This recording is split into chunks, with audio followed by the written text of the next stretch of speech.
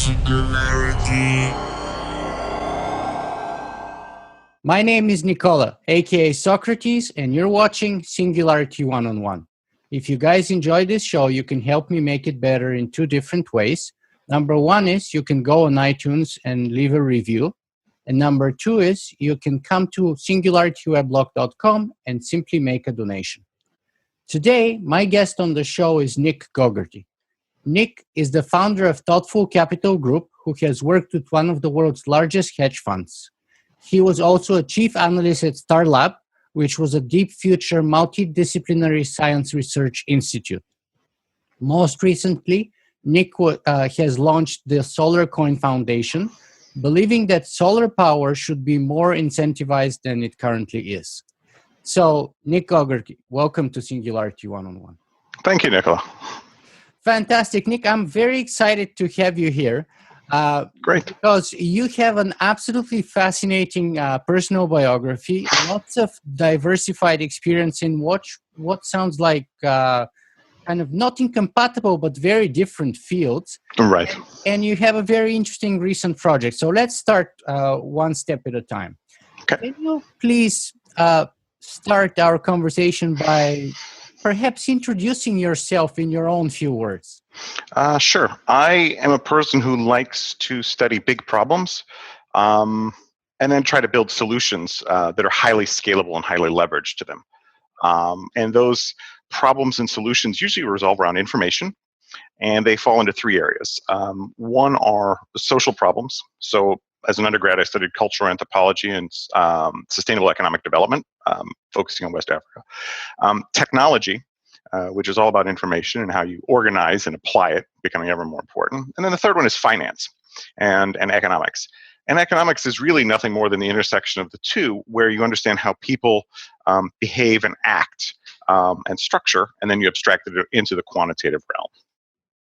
Absolutely fascinating. So you started with anthropology and then you kind of went into all those diverse fields. Correct. How did you end up in Starlab? And by the way, tell us, for those of our viewers who may not be familiar with that institution, tell us a little bit more about it. Sure. Starlab was a privately funded European deep future science research institute, and it was modeled on the MIT Media Lab. And so on the board of directors was Nicholas Negroponte, who was effectively the founder of the Media Lab, and two Nobel laureates. Inside Starlab were 70 to 80 PhD projects, research projects. Now, the mandate for Starlab was a place where 100 years means nothing.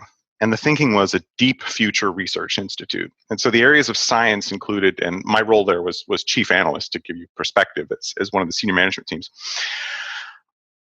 We had science across most of the, disciplines. So there were the physical sciences, there was nanotech, materials sciences, research into that area. There were the software sciences. So I was overseeing 3 schools of artificial intelligence. At one point, we had the world's largest artificial brain there, according to the Guinness Book of World Records. Software, and then there was biology as well, which involved projects, everything from gathering gene samples, and this is back in 2000, when this was pretty, cutting edge stuff, gathering gene samples for what was supposed to have been the largest phenotypic database of gene samples, as well as there's research into protein folding, artificial liver growth, you name an area of interesting science, we're asking questions. Even Time travel was on the list. And it was a theoretical one. And people used to come by and ask VCs, especially, and others, and private industry in our consortium, okay, what are we doing here? And the interesting thing was, and the response was, time travel is an interesting piece of research. It was purely mathematical. And so it was in the theoretical realm. But the same thing, if we go back, let's say, to the 1900s, quantum physics was purely a theoretical thing. It was all equations and physicists at the turn of the century.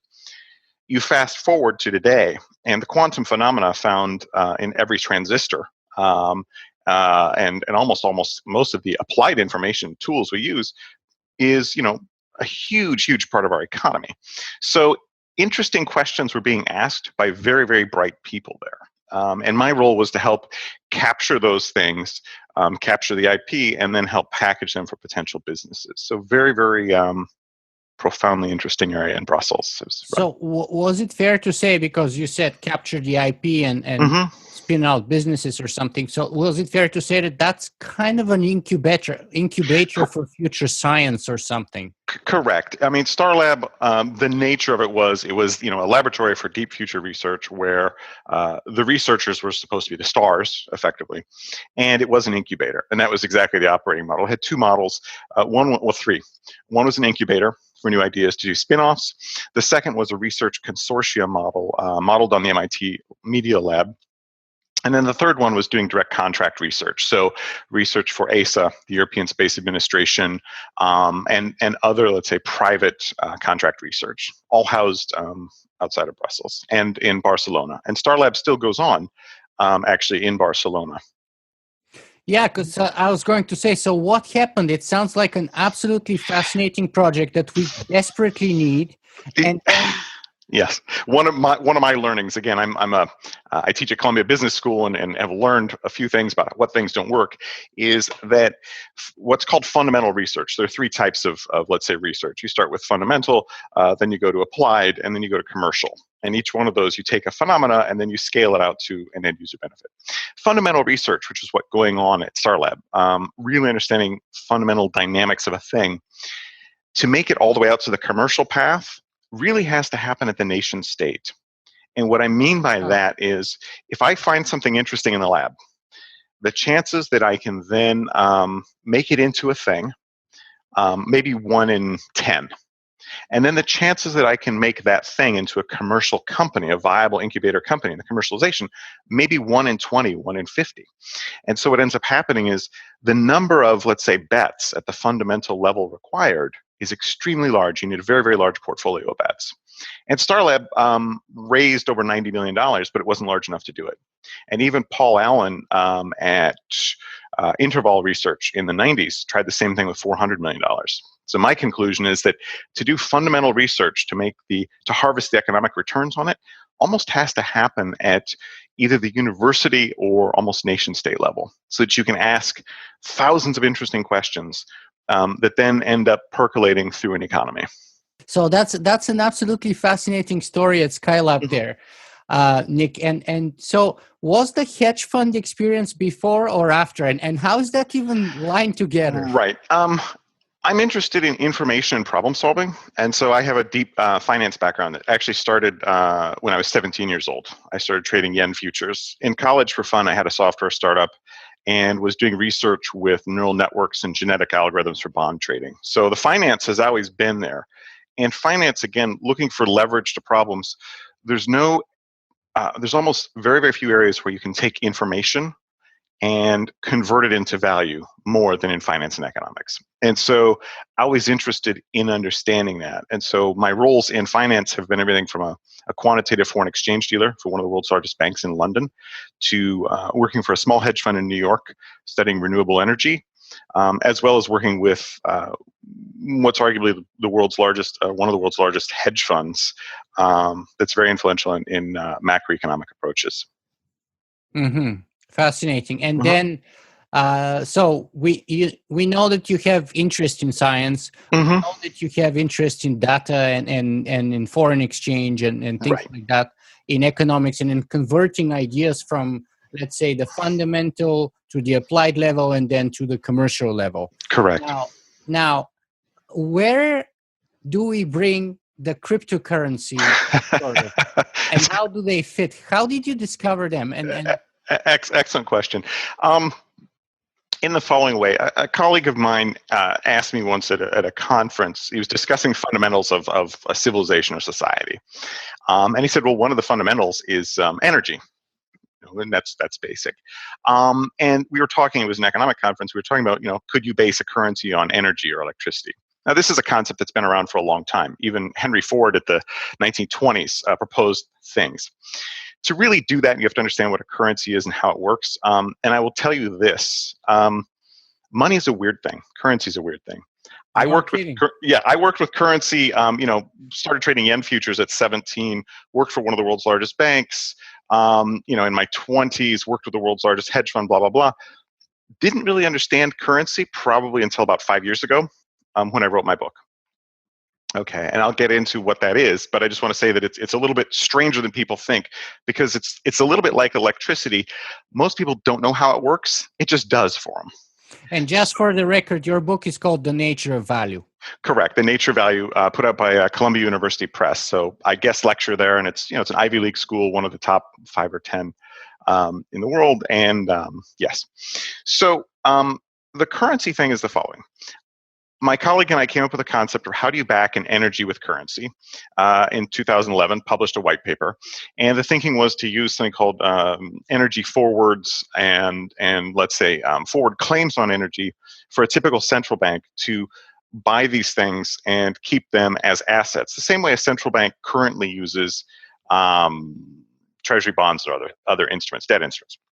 The thinking was that as a currency, as an economy overheats or slows down, like we have an economic slowdown, what would happen is the price or the price of energy would go in the opposite way and act as a stabilizer on the currency. So if the economy gets really, really hot, let's say China is going crazy and it's getting overheated and overgrowth, the currency and the demand for energy would increase such that it would slow the economy down to a stable way. Mm-hmm. Consequently, if the economy was experiencing a slowdown, the cost of energy would potentially decrease. The currency would decrease as well, and this would help make things cheaper and then help stimulate the economy. That was the thinking behind it. Okay, that was 2011. One of the things you have to do to perform an experiment like that is have a central bank. Didn't have one of those. So we fast forward to the Bitcoin era, and that's an interesting thing because one can release a currency or create something in the wild. And so put these concepts together and realize that the way a currency works is it functions via something in economics which is known as a positive externality, i.e. You're getting more out of something or a different aspect of something than one would expect.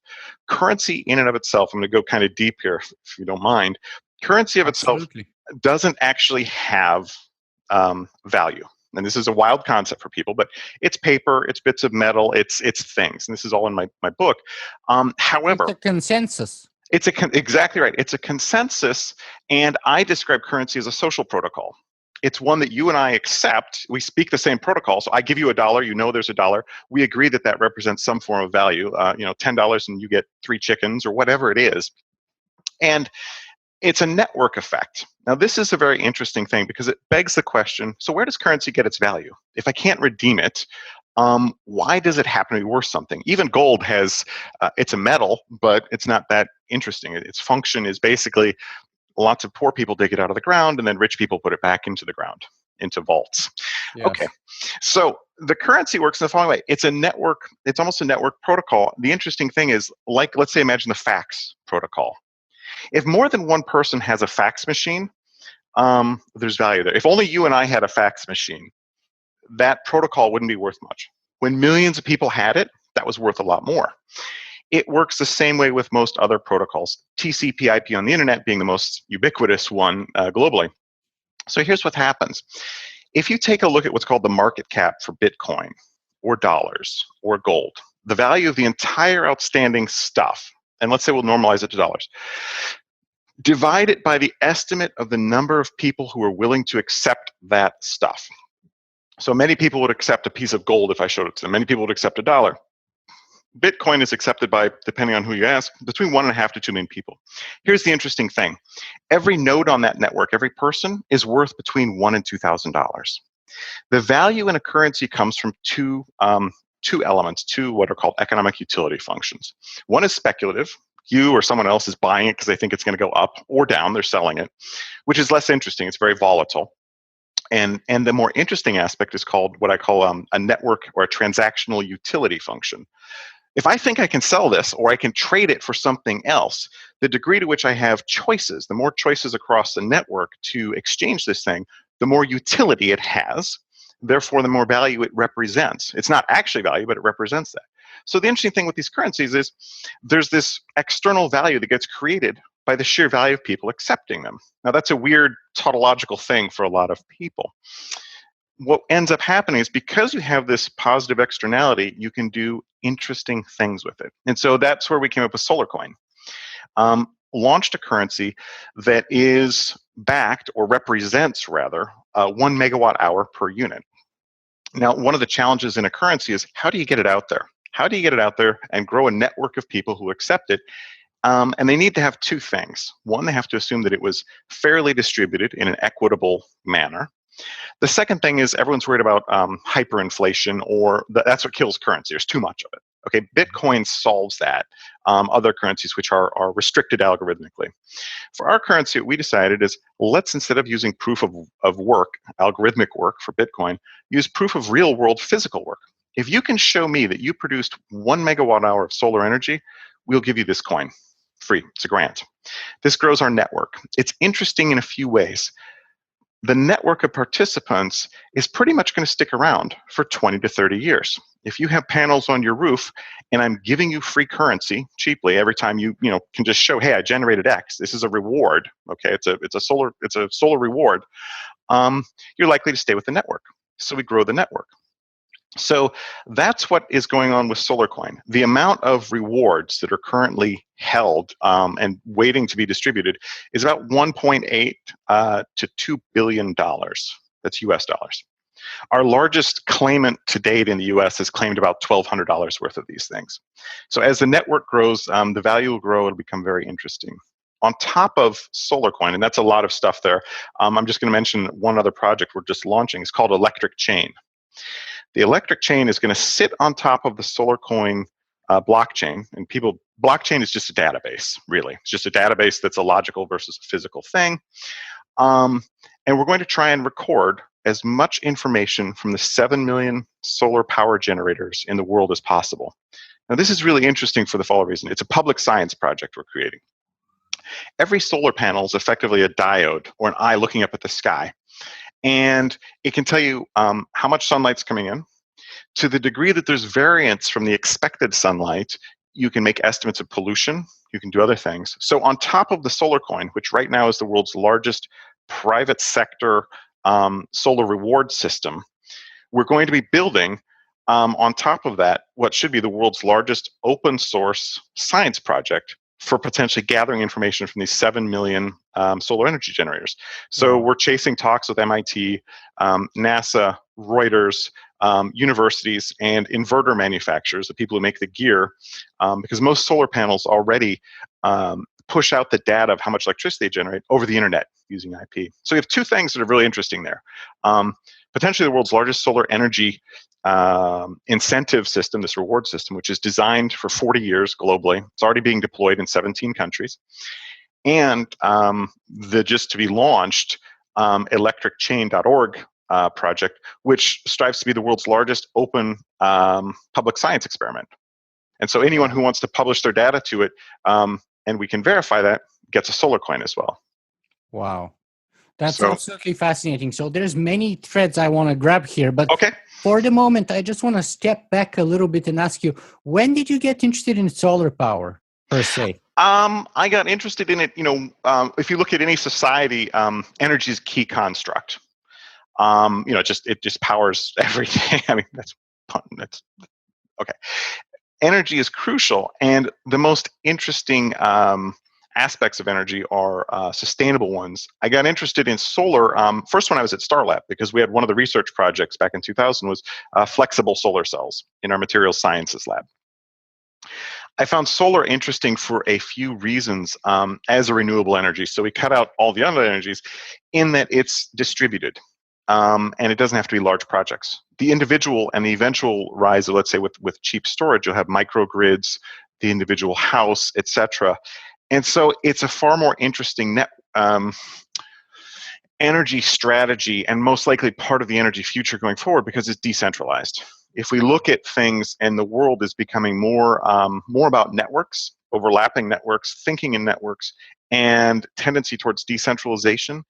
The one energy form that is solar energy coupled with cheap storage. We're not there yet on the storage, but the cool thing about technologies, and this is every technology, and this is mentioned in my book, is almost all technologies have a Moore's law.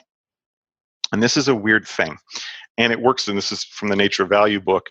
Every doubling of the production of units of a thing causes a curve in production cost. Every time we ship 2 times more watts of solar energy, so I ship 2x more panels, the cost drops 18 to 22%. In energy, that's wild. Wow. Now, this phenomena is very strange because it's basically everything has an innovation curve, and this works for beer, PVC plastic, metals, etc. The more stuff or valuable stuff that gets processed through the economic machine, and we're constantly adding information and innovating, everything gets cheaper. And you can see these, there are a series of curves published at the Santa Fe Institute in the US. There's the performance database curves. It's like 80 or 90 things over 20 or 30 years. And you can see each one has a Moore's law. Even in terms of performance, engines, right? So if you plot out the engine performance, the compression ratio of an engine from car engine from 1900 to today, it'll have a Moore's law equivalent. I'll give you just a quick story here that's interesting about technology and evolution. Again, this is from the book. In 1953, the US panicked, right? There was Sputnik. And so some of the, before Sputnik, the US had what was kind of the precursor to DARPA. And they asked some researchers about human modes of transportation and the rate at which they were accelerating. Okay. And so some of the scientists, either the Rand Institute or one of the others, plotted out on a curve how fast we could go from horses to steam engines, blah, blah, blah, up to cars. They projected a curve out and they said, well, according to this, within 4 years, we will be able to leave the Earth's atmosphere. We'll have enough velocity in mankind. The interesting thing was the curve effectively intersected and predicted Sputnik. Now, they didn't interpret it, but all of a sudden when they went back and looked at the curve, they said, wow. And it roughly lined up within 1 to 2 years of when we landed on the moon, regards to the velocity. So everything follows these fascinating logarithmic curves, which is a very, very wild concept when you think about it. We're along for we're all along in this incredible process of evolving curves, and I can go into more depth on that. There are hints about it in the book, and something called Phi M, and etc. Yeah, this is all fascinating, and I may come back to it later Sure. in our conversation. But Sure. In the meantime, I also want to bring a paper into our conversation. Correct. In addition to your book, actually provides the theoretical basis, the fundamental theory behind the solar currency, if you will. Correct. And it's called DeKo, an electricity-backed currency proposal. And I just want to read the thesis here for the benefit of our audience, which goes like this, quote, "The DeKo thesis is that electrical energy is the unit form of delivered kilowatt hours. Mm-hmm. A DeKo can be a more stable asset for backing a currency than gold or debt. A DeKo-backed currency can offer a combination of stable value together with economic utility that neither debt-backed nor gold-backed currency can offer." End quote. Correct. And that thinking was on the following. A debt-backed currency can be potentially debased by the overissuance of debt. And that's one thing. Now, debt has an infinite utility. You can spend it for buying anything. But then we look at the other option, which is gold. Gold can't be overissued, so it's stable. But its utility is fairly limited to functioning as a currency. I can have it. I can use it as a tradable thing. I can't necessarily direct it to lots of uses the same way I can use a debt. Yeah, so basically, one solar coin is one DeKo, or the equivalent of a delivered megawatt hour? Yeah, it's roughly equivalent. One of the things that's different about the DeKo concept, or the delivered kilowatt hour, is the thinking was that would be a redeemable currency, i.e. that this thing actually represented a redeemable asset that could be claimed. Mm-hmm. With the solar coin, the currency is effectively just given away. And so the sole value, instead of being redeemed, is strictly from the transactional utility. In the same way that Bitcoin currently is worth, let's say, $6 billion. And if we make an estimate that there are currently, which is an optimistic estimate, 3 million users who accept it, you end up with each user, whether they're a super node on the network like an overstock.com or an individual who's got $10, each user is effectively creating, by agreeing to that protocol, the Bitcoin protocol, as money, $2,000 US. 6 billion divided by 3 million. Right. You can do the same math for gold. With, you say there are 5 billion people, 5 or 6 billion people out of the 7 who may accept gold upon, site. Divide it by all the gold outstanding, and you roughly end up with the same figure. You can do the same math for the euro or almost any form of, let's say, currency. Mm-hmm. Now, the Gini index has a bit of a problem with that kind of a math there, but yeah, maybe we'll come back to discuss that sure. later. So because you said they're given away, let me ask you this. Mm-hmm. How can people get some solar coins then? If you have solar panels on your roof, you just go to the website, solarcoin.org, or one of the partner websites, Global Solar Change or Sol Crypto in Japan. Fill in a form, takes 5 minutes, and you download a wallet, and you'll get your solar coin. It takes about 2 to 3 weeks. That's fantastic. So basically, anyone with a solar battery on their roof or something like that can get solar coins. Correct. Now, how do you verify the proof of work or the fact that they have produced that amount of energy, in fact? Correct. Right now, what's going on is that is being done on a continuum of, let's say, ease of use versus the size of claim. If you show up and claim a significant amount of these things, we'll want very, very robust verification. It could be, pictures of the system, some of the nameplate capacity, even a direct link into the inverter meter as they're being generated for a large farm. The individual, because there's a lot less at stake per se, literally the individual can just send in name, address of the facility, and then either a link to their solar energy generation report or even an image of the inverter. So the thinking is we want to make it as easy as possible right now. The good news is we're talking with partners and data partners so that if you have one of these panels on your roof, you may have a company that installed it and they may monitor it. So we are looking for actively these monitoring companies to talk to them to make it automatic. Mm-hmm. Absolutely fantastic. Now, perhaps now is the time, though, to bring the point of the Gini index here, because I know SolarCoin is considerably different than Bitcoin, but some of the problems that people had with Bitcoins, that's like notables, like, for example, Nobel Prize-winning economist Paul Krugman, or one of my favorite science fiction authors, Charlie Strauss. Yeah, he's great. Bitcoin should die, burn in a fire or something like that. Yeah. And one of the reasons that he was quoting was the Gini index, and that's the fact that a handful of people control and own the vast majority of Bitcoins today.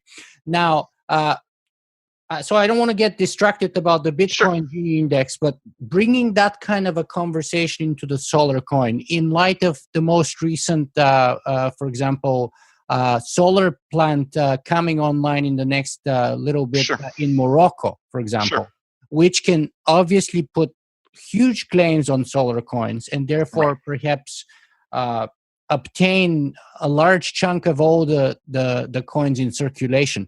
How is that going to impact the sort of the distribution of money into the system? Correct.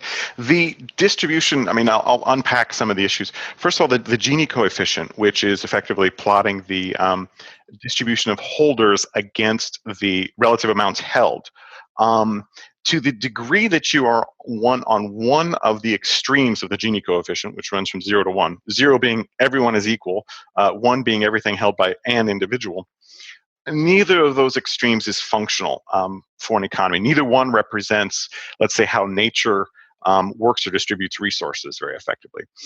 What's typically found in macroeconomics is that there are Gini coefficients that are closer, and the more egalitarian, you typically have more stable, robust economies. You also have, this will sound strange, happier people living there and functional. So and less violence-prone societies. Correct. And so, I don't want to get deep into the issue of inequity or inequality, but what you do find is, let's just say this, some of the Scandinavian countries have very low Gini coefficients, and extremely high quality of life. Absolutely. And that's an area that I think is important for the debate in terms of framing it around what's it all about. It's less about inequality, and it's more about is a society functioning well for everyone. It just happens that a more equal society gets that result, and so that's very important.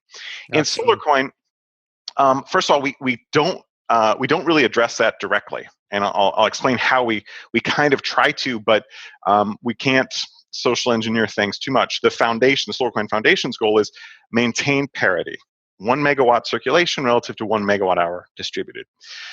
To that end, the following happens. If a retail individual signs up, great, they get their coins. If a large farm like this institution in Morocco signs up, there have been discussions of putting a tax of potentially 10% on those coins and then using it for the distribution and development of the currency itself. But it's got to be very simple and very transparent. So that's how we're trying to resolve that. It will not, and SolarCoin in and of itself will not resolve the issues of monetary or cultural iniquity. Its mandate is strictly to incentivize solar energy. Now, I will explain this though. The reason we looked at, and there was deep research into other renewables, wind, geothermal, even wave, et cetera, nuclear. If you look at all these forms of energy, solar is the most distributed. There's 7 million people out there. If this was Windcoin, you'd have a handful of large financial institutions that would get coins, and you'd have a network of 200 participants. So we're looking at distributing this more. The other thing I can say is that the 7 million participants today, the solar industry is growing at 20 to 30% a year. Costs are on this cost performance curve ratio I mentioned earlier. So what'll happen is in 10 years, you might have 70, 80, 100 million people participating to the degree that they all require a consumed amount of energy. And as that energy gets more and more distributed, as it gets cheaper for the individual versus a central network, you'll probably have a flattening of our effective Gini coefficient. But that's speculation. Long answer to your question. No, and it's a great answer. And in defense of SolarCoin, I have to say that in contrast to Bitcoin, I can be a lot more sympathetic here with such a kind of distribution. The reason being is that the bottom line is here that we have the production of solar energy.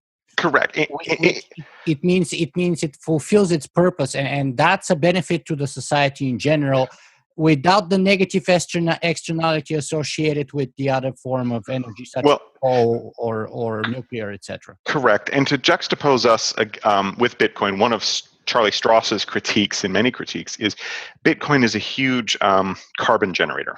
There's some math on our site that shows the transaction, if Bitcoin is at full transaction capacity, each transaction on the Bitcoin network takes 119 kilowatt hours. Now that's a huge amount of energy, and it's effectively useless. A lot of people confuse the proof of work that's done for the consensus, and they confuse it with actually doing something productive. It's actually a sunk cost. SolarCoin just moved 4 or 5 months ago to a new algorithm called a proof of stake, et cetera, et cetera. It is 200 to 300 times more efficient. And so we estimate that when our network, should it reach the same size as Bitcoin's, let's say 1.5, 2 million people, you will be able to process a transaction instead of at 100 kilowatt hours, which is, let's say, Bitcoin's, at less than 0.1 kilowatt hours with SolarCoin. So it's a green currency that is designed from the ground up to be distributed and use its externalities to stimulate green energy production. Very good. I like it very much. So it works on both ends of the equation. On the one end, it diminishes energy consumption.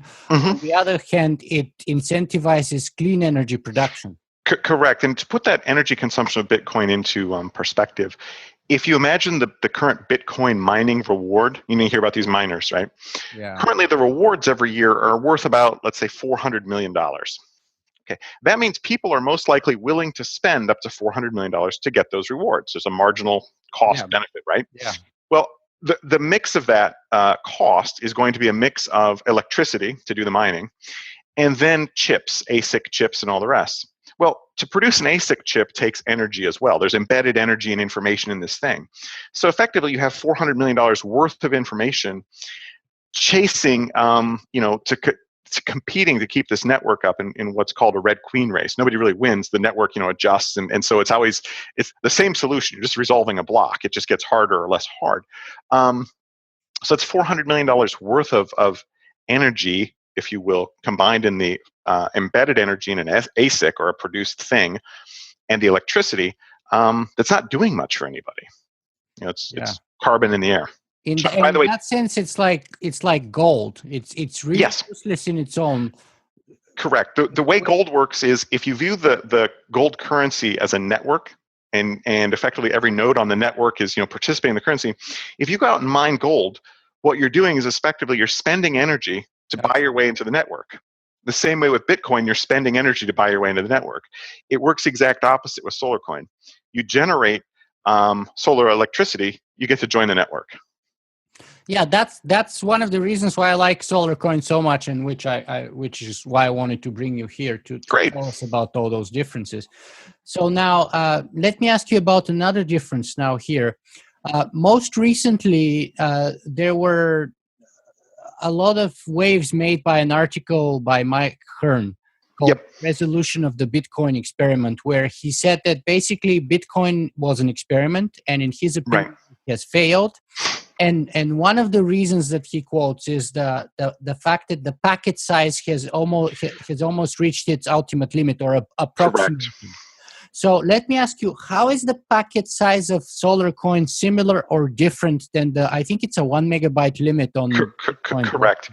I'm going to unpack your statement in a few levels. First of all, let's start with an experiment. Almost everything is an experiment. And this is true. Even there's a fantastic book I'd recommend to your readers called The Half-Life of Facts. I know the author. Every fact, scientific fact, has a half-life. In physics, it's 13 years. The reason being our measurements get better or the fact gets overturned. In the science of economics, the half-life of facts is about 3 years. It's a sloppy field. So physics is the most robust. So we live in a hypothesis-driven world. Everything's going to fail, eventually, or be disproved by a better model of understanding. I go now to Bitcoin. We say, all right, that was an experiment. So it begs the question of what was the experiment? If the experiment was to create value with a network, okay, that's worked. If it was to topple or replace currencies, as some people think the experiment was, no, you've just created a new thing. I'm now going to go into the second issue of blockchain size. The other interesting aspect of or Bitcoin as an experiment is the underlying tech, the blockchain, has spawned solutions and successors, right? Anyone can launch another chain and say, look, I've got Litecoin, I've got Mega Bitcoin, or whatever, and they can put their blocks at whatever size they want.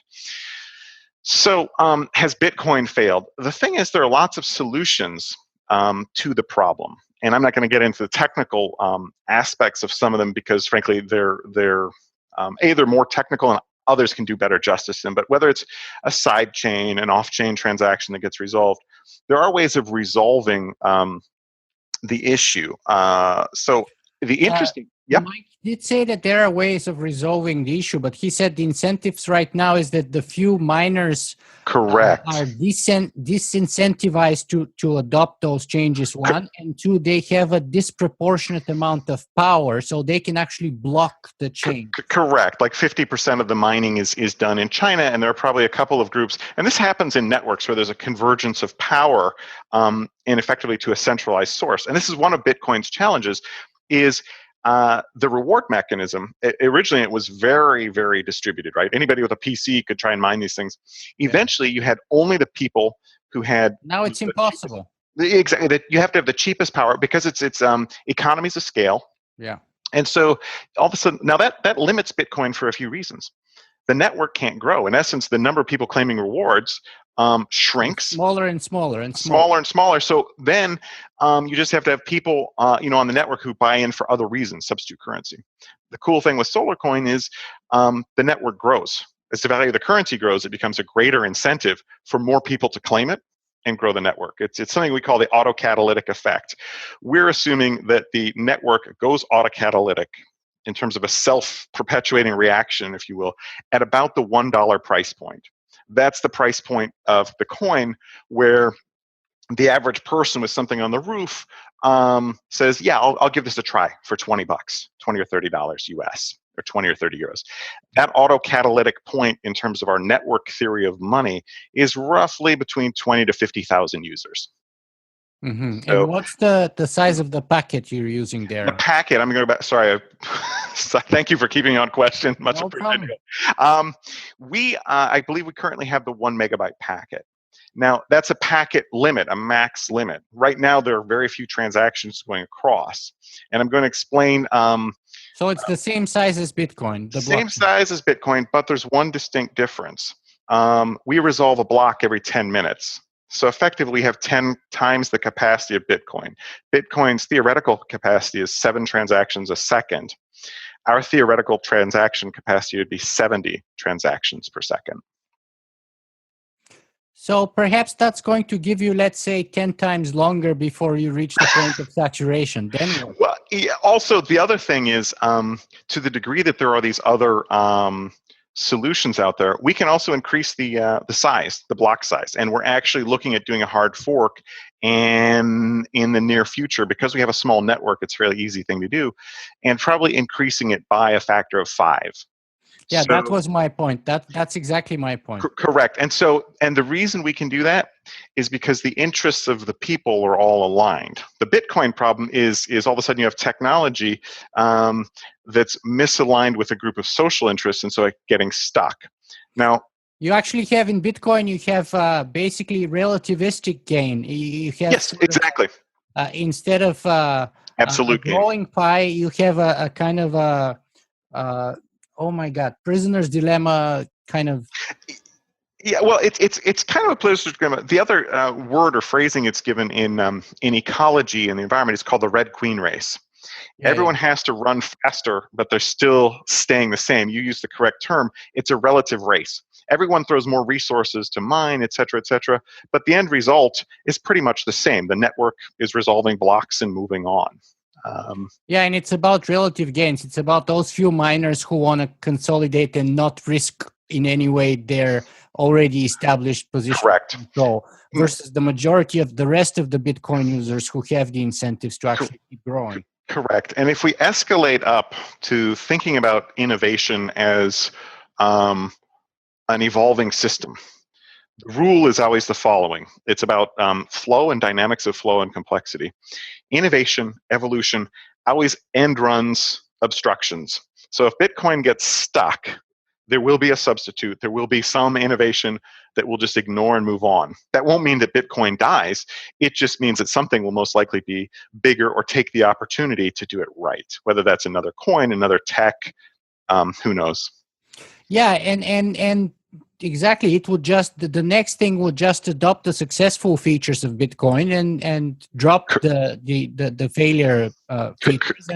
And that's why actually maybe 2 years ago I wrote an article called the Financial Singularity is Here, where I argued that I don't know if Bitcoin, the money, will be successful or not, but I think that the Bitcoin technology, that's to say the blockchain behind, is here to stay in one form or another.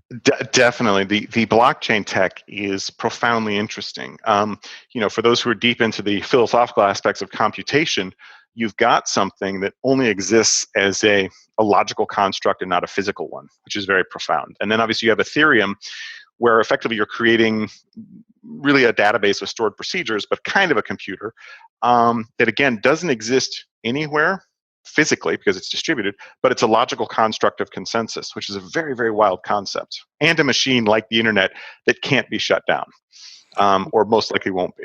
Yeah, actually, there's a few interesting sort of altcoins or offshoots of the Bitcoin and blockchain technology. And the two most interesting to me so far that I'm aware of are Ethereum, and I've interviewed Vitalik Buterin. And brilliant guy.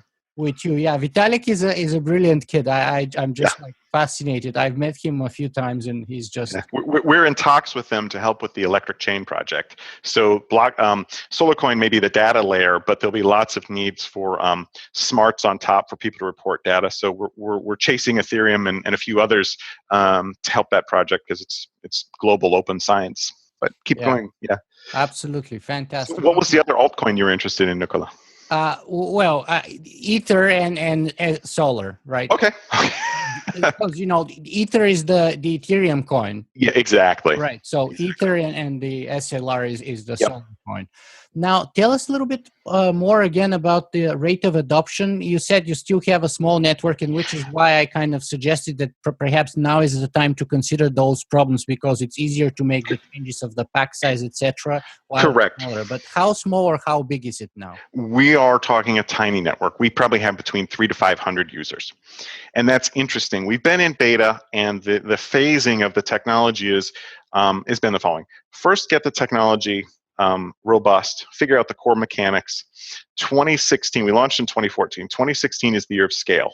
So we've gone out to our affiliates in various countries, and we're going to start partnering with inverter manufacturers, large developers. And so we're looking at potentially growing the network. Our goal is, probably 100x. But I will just say this.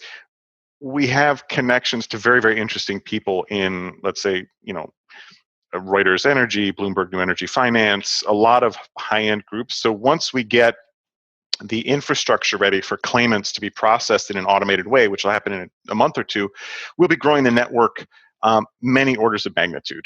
So the base and the platform is in place. And that will probably impact price, would be my guess. But I'll let people come to the conclusion on their own. I would imagine Elon Musk and SolarCity would be some of the people you'd be talking to. We were just talking to someone who is 1 degree of separation away from him. So, to the degree that he would be interested in that, and this is an individual who may be leading our ElectricChain initiative. He's one group. The reality is the autocatalytic inflection point, we need 20 to 50,000 users. SolarCity currently has 200,000 users, and they're targeting 900,000. So obviously it would be a huge step change function in the network, and interesting. I think we need to grow to get there, but would love to start those conversations. Yeah, sounds absolutely fascinating. I wish you good luck. Maybe I can throw in a request too. Is if you get to Elon, if you could just mention that I've been trying to get him on my show for the last couple of years. That's very nice. No problems. If we get the time with him, sure. and he can watch this fascinating interview with you as one of many to prove that his time will be well spent. There we go. Anyway, okay, so the other kind of interesting little detail is that the smallest unit of SolarCoin is called the photon. Exactly. This is the great thing is about open community is, and in a community that's less focused on money and more on social good and solar energies, they're very fun and creative. And so one of our community members came up with that. So we're the photon versus the Satoshi. Now, tell us, we've covered sort of the currency and sort of the mechanics behind it. Perhaps now is the time to tell us a little more about the SolarCoin Foundation and how does it fit within the bigger picture? Sure. The SolarCoin Foundation is a little bit like the Bitcoin Foundation, but hopefully more functional. I hope so. Let's say stable. It has only one mandate, and all it does is try to maintain the integrity of the 1 megawatt hour to 1 SLR issuance rate. It functions a bit like a central bank in that it signals what it thinks. Let's say the interest rate policy is. It signals what it thinks the wallet should be. Obviously, as an open source project, if people launch different versions, etc. So it's really just a messaging platform, and it tries to maintain the integrity of the verification process with our affiliates. So it's meant to be very light and it's a node on, let's say, the network of users. Right now, the SolarCoin Foundation looks like this big thing, but that's because we have a small network. ideally the affiliates and the participants and all the rest become bigger and more important than the foundation's role. The foundation, again, like a central bank, doesn't advertise, doesn't try to push price up, doesn't do anything. It's very quiet, and its whole message is we want the blockchain to be stable, and we want good user experience. We want, to the degree we control it, people involved to be operating legally and within the regulatory frameworks of their respective countries, and we try to signal that we want good actors. Mm-hmm. Mm-hmm. Excellent. Okay, so I think we covered pretty much the basics of SolarCoin. Sure. Give us, just before we move on to some other topics, give us what's the best place for people to go and search for more information on that topic. Sure. They can go to solarcoin.org, all one word. They can go to solarchange.co. Or they can go to Sol Crypto. This is our Japanese affiliate, SOL Crypto, CRYPTO.com. Excellent. Okay. Now, let me ask you to sort of bring our conversation in a few other realms here. Sure. Because as I said, you have a fascinating background, and I want to get your opinion here. Okay. Just one interesting thing is, what's your take generally on nuclear power, and in general, and perhaps you can even comment most recently on the brand new sort of revelation for a leak at Indian Point a couple of days ago. Sure. Obviously, that's highly local, so it is topical. Nuclear power is very, very interesting. Interesting in that it's clean, etc. My only concerns about it are risk and how the safety engineering is done. And I have an article on my blog which is about the Indian Point reactor, and basically. I've done a lot of work with risk, right? I've done risk analysis for trillion-dollar banks. Blah, blah, blah. I testified in front of the U.S. Senate as a Y2K risk expert, world's largest technology expert. I was, one of 7 guys. The other guys were from the World Bank, the DoD, CIA, blah blah blah, State Department. Okay, so I'm a risk guy, and I'm a big risk guy, big picture risk guy. I look at nuclear, and I think a lot of the safety engineering isn't done very effectively. That's my biggest concern with it. It's not a bias. The science is the science. I'm worried more about how the safety engineering and that philosophy is done. And I'll give you an example. This is from my blog article. If I design something with a 1 in 100,000 year failure rate, a lot of people feel safe or comfortable with that. It's 1 in 100,000. If, however, I acknowledge the fact that that thing is going to be in operation for, let's say, 100 years, then all of a sudden I have a 1 in 1,000 chance of that thing going wrong. That's the fundamental problem that's used, or the fundamental flaw in designing these systems, is the way they're measuring safety is on an annual basis as opposed to the lifetime of the operation of the thing. It's like the easy example I give to people is if you go buy a house on the river and the guy says, hey, I'll sell you the house. It lives on a floodplain and there's a chance of a flood, once in 100 years. So you look over at your wife and, and say, hey, once in 100 years, let's take the chance. Your wife looks back and says, well, we're going to live here for 30 years. Right? That's 3 out of 10. You're not so comfortable.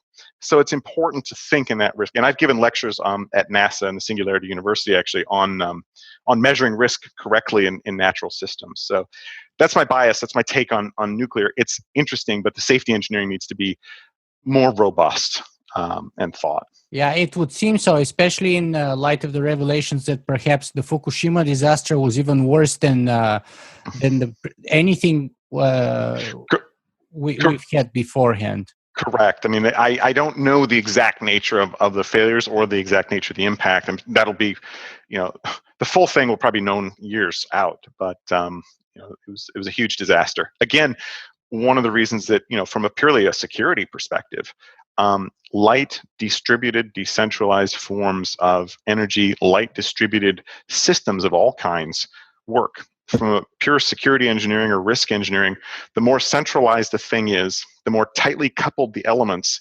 the more brittle and failure prone.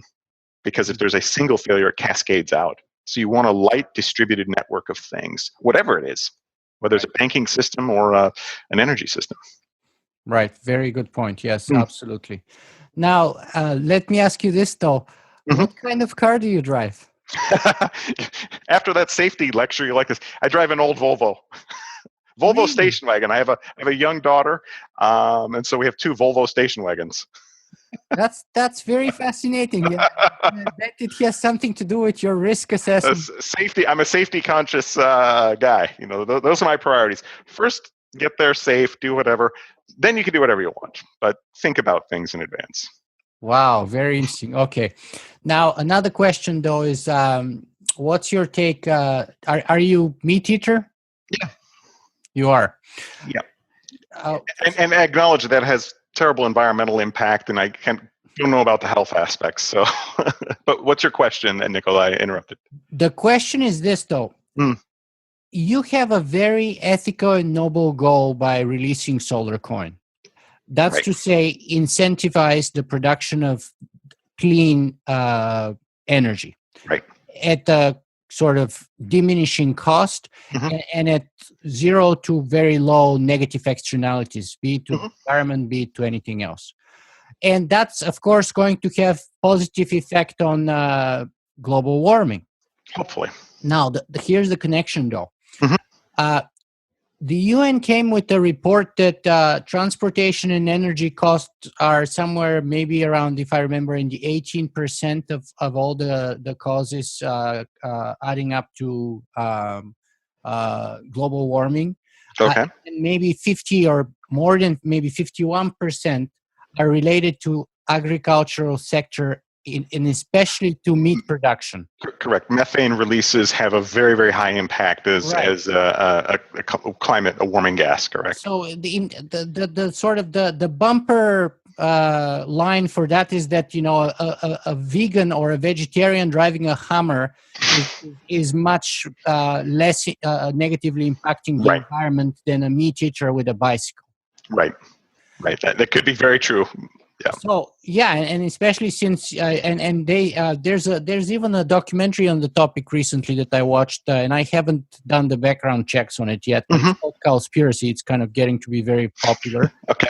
Where they said that even if we convert all the energy on the planet, given the rates of increase in meat consumption and the associated requirements of land and the exhaustion of the Amazon forest, whether directly to raise cattle or to raise food for cattle, such as soy and corn and stuff, we are still going to be much worse off than before if we continue on our obsession with meat. And the other point is that, of course, the developing world, as they're becoming more and more developed, they develop a taste for meat. So China is eating more meat than ever before. Correct. So is India, and so is everyone else. As they're getting richer, they want to consume more meat. Correct. The meat protein consumption scales probably proportionally with GDP directly, and so you can assume that relationship will hold.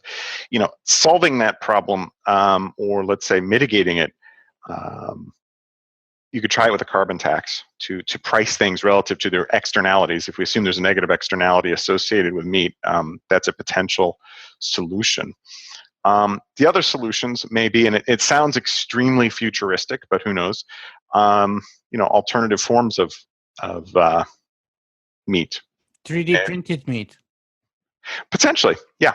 I mean, I've interviewed Dr. Gabor Forgac on that from Organovo.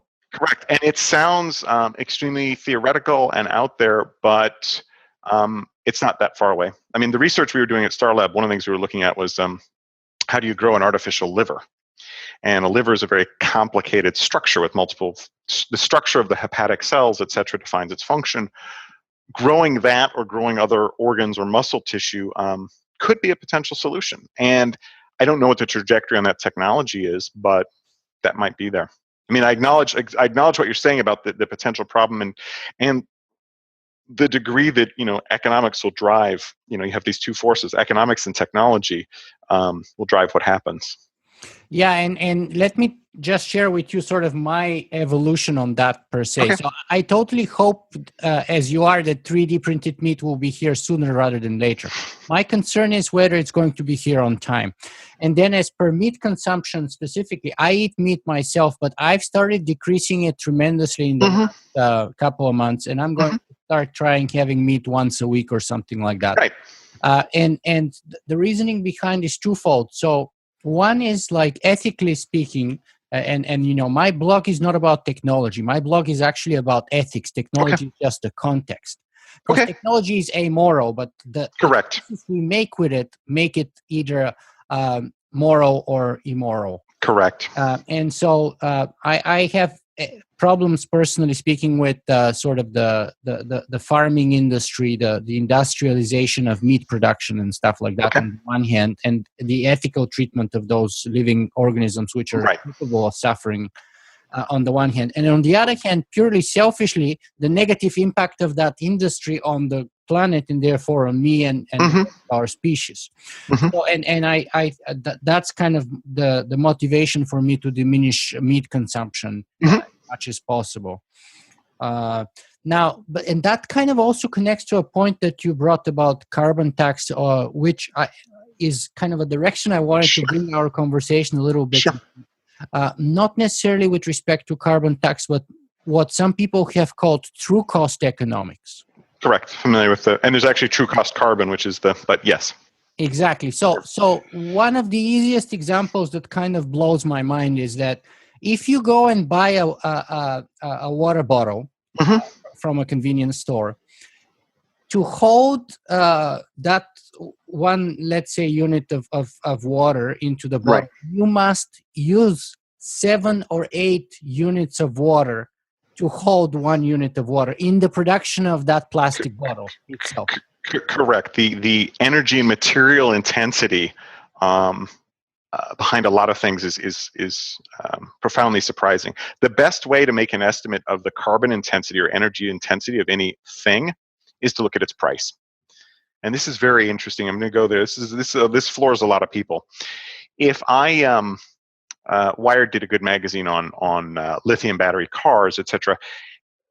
If I want to try to understand the carbon footprint of a car, one of the easiest ways to do it is just to look at the price of the components. So even if I have a electric car, the early ones, they're getting better all the time, so they're going to make a lot more sense. But the early ones, they were really, really expensive. And on the one hand, you felt good about the electric car. What you were effectively doing was you were consuming a huge amount of energy, which showed up in the price, to mine lithium. Now it's getting more efficient and better, and so the cars on the production curve will become, let's say, sensible and carbon positive. But the original ones were terrible. And so one way to understand the, let's say, the material impact or the energy impact of anything, the easiest way to do is look at the price or the cost of it. And that will tell you about its intensity. So you look at the cost of bottled water, it's more than gasoline these days. it's a crazy thing, right? I mean, but the concern here is that it does the actual nominal cost that you pay in the store does not reflect the actual damage on the environment, because you have hidden costs that you don't pay for. Correct. These are the externalities, and this is one of the. I'm actually working on a project, a fintech startup, that's working on making it easier for people to invest in, because they're aware of these externalities. Because this is where economics fails. I mean, you have capitalism. It's great for innovation, blah blah blah. How it's managed in terms of equity and equitable distributions of outcomes is a question, a large one. And then the other thing is, it fails. Capitalism has a lot of information failures. The tragedy of the commons being the classic one, where I create an externality, a risk, a cost, an impact that's borne by others. And I look at that and I say it's an information failure. So the question is, how do we solve that? You either solve it with sending information back by increasing the price to reflect the externalities, or regulation that says, okay, this thing can or can't happen. So we've taken a thing, we've assigned it a label that says this doesn't work, so you assign it information that it's a good or a bad thing. So agreed, framing the problem as externalities, acknowledging them, and then starting to quantify them will help first people make conscious choices, and then if there are policy decisions to be made, make them. It's a very tough world, though, because the externalities are often, they're either spread out geographically, so they're tough to measure over space, and then time. Right? Climate change is a classic worst-case scenario where the impact is spread out decades in the future and then across to everyone, and so very few people feel they own the problem. These are interesting challenges to me. I mean, they are the challenges, of our age, and across multiple dimensions. So climate change will be one. Biodiversity and some of the things that will be in genetic technology will be another one. That'll be in the future. The concepts of privacy for individuals and individual data, and even data security. These are things that, as we become more and more digital, will become major issues. Mm-hmm. Sorry, I went off on a tangent there, but I thought it's my framework. No, I totally agree with you. But so the question then is, can capitalism provide the framework to resolve those problems? Or is it the case, as Einstein said, that the kind of thinking that got you into a problem cannot be the kind of thinking that takes you out of it? So, I think I write in my book, actually, that on one extreme, if you have pure capitalism, you end up having an extreme failed state. If you have pure capitalism, it's only those who have the most power that control things. And so people who say, I'm an extreme libertarian. The winner takes it all. The winner takes it all. And ultimately, if there are no laws, if there isn't regulation, do you have pure capitalism in, let's say, Somalia or South Sudan, where you have a failed state? Absolutely. It's pure power and it's pure capitalism. So what people are really, sorry about that, what people really want is regulated capitalism, because many of the information failures in capitalism or the concepts of a more equitable society require that it's not driven by pure absolute power or one individual's needs versus the society. So pure capitalism won't solve it. Well-regulated capitalism that has the space to innovate will. So you don't want a state actor that controls and dominates anything, so you don't get the wonders of innovation and incentives on the one extreme. But on the other hand, you can't have the Wild West, because you'll get abuses of power. So navigating that is literally every country's and every polity's constant debate. Absolutely, yeah. And going back to your previous example, I think the Scandinavian countries have the best track record so far on being able. Well, they've shown up very well on a lot of metrics, right? If you look at if you ever look at the site Nation Master, which I would recommend people take a look at, you can compare countries on hedonics, happiness, quality of life, life expectancy, many metrics of what people call what's a successful society. And you'll see that their organizational principles and systems seem to provide that, and for the long run. Yeah, absolutely. So, you think that capitalism is here to stay, in other words? Inevitably, because if I look at it, it's an adaptive learning. If we look at an economy, it's nothing more than how people determine how to do two things: share resources and innovate and adapt. Capitalism is nothing more than a way of trying to figure out and resolve that. So it's going to exist, whether it's two guys trading shells on an island to try to optimize their own individual outcomes, or global multinationals. The question is, how is it regulated and how is it managed?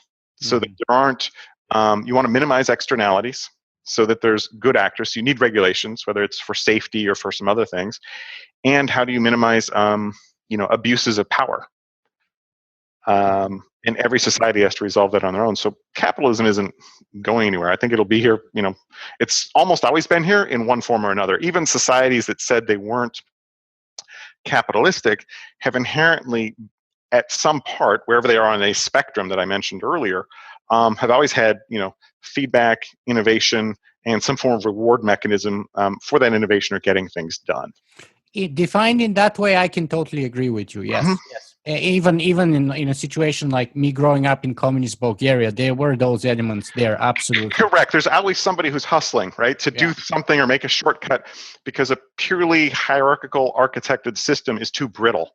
If it's too centralized, it's too brittle, and so there's always evolution at the edges or adaptation or somebody doing something. Absolutely. Okay, so maybe, and that's a very hard thing to ask, but can you give us like the scoop on what's your take on the technological singularity in general and AI in particular? I think, well, I'm going to go meta on you. One of the most interesting places to look for that information is accelerating.org. They have a very interesting take. The most profound concepts of, let's say, evolution and trajectory for things is a philosophy put forth by Eric J. Chason in his book Cosmic Evolution. And I will also recommend the book Into the Cool by Dorian Sagan, who is Dorian Sagan, who is Carl Sagan's son. Now, those books explain the trajectory of evolution across domains. When I say across domains, there's geographic, biological, ecological, or let's say economy, us, and then post-economic. So yes, the singularity will be here. Chason has a great paper that he defines. There have already been 5 or 6 singularities in terms of points of inflection point where evolution crossed a threshold. The move from biology, or I'm sorry, pure, let's say, geology into biology. Biology then evolving into cultural, techno-social culture we have, and then the technical culture. And my argument is the singularity is already here in the fact that every step change across an ecological domain, let's say the biological to the economic to the post-economic, where the singularity lives, every step change sees symbiosis as the evolution point, and symbiosis means dependency on a thing. So we can't shut down our machines right now and survive. No urban city could survive if you shut down the internet and the energy infrastructure behind it. So we're already in the singularity. Our dependence on technology is such that we're already symbiotic and co-symbiotic with our technology. The degree to which the technology becomes self-directed is emerging faster and faster. And whether that's your car, I mean, one great debate I think you should have is the ethics, programming ethics into machines. Driverless cars will have to do that, right? You have a driverless car, and you're going to have what they call the thrown switch problem. You're going to hit one person, or you're going to save 5 people. You have to make a choice. Every driverless car is going to have ethics programmed into it. That's interesting. Absolutely, absolutely, yes. And you gave us a few other very interesting topics of future interviews and people, by the way, which I appreciate very much. Sure. So, Nick, the second last question I always ask is, where can people find more about you personally and your work? Check out the website, I guess, The Nature of Value, read that book. Or they could go to my website. I don't post much there. But Gogerty.com, which is my last name. There's some thinking on Ethereum, Ether, the singularity, a concept called dead capital, which is a very interesting opportunity for development globally. We can talk about that in another lecture. And that talks about a failure of organizational capitalism. It's like a $9 trillion opportunity. That's probably about it. Yeah, and I can vouch. I've been to all those places and read most of those things. Okay. You do cover a variety of interesting topics, diverse topics, and I recommend people check that out very much. So. Thank you. So, Nick, we covered a whole spectrum of topics today. Right. What, in your opinion, is the best way to wrap up our conversation? What's the sort of parting message you want to send us with? I think the parting message is think in networks and think adaptation. Recognize that everything has a trajectory that it's on, whatever is static, it's on an improving, fast-moving trajectory. And so try to understand your world from where internet networks are going to intersect and where technology's trajectories are, or are headed, I guess, because everything's getting faster. Think in networks and think in adaptation. I like that very much. Nick Gogerty, thank you very much for being with us today. All right. Thank you, Nicola.